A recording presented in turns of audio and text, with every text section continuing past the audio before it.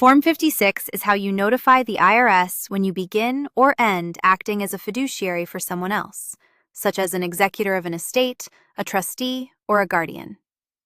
Filing this form tells the IRS to redirect tax notices to you, and it is required so any tax matters for the person you represent can be properly addressed. In Part 1, enter the name and taxpayer identification number of the person or estate you are representing. Then enter the address, typically the estate address or the decedent's last known address.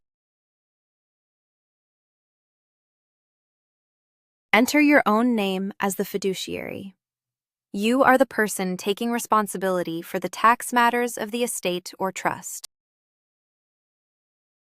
In Section A, check the box that describes the legal basis for your authority. For an executor appointed under a will, the appropriate choice is typically decedent's estate. This tells the IRS what type of fiduciary relationship you have and why you are authorized to act.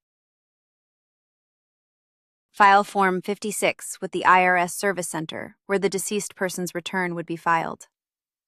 When the fiduciary relationship ends, file another Form 56 to notify the IRS that your authority has concluded. Fill yours out free at FormsPal.com. This is general information, not legal or tax advice.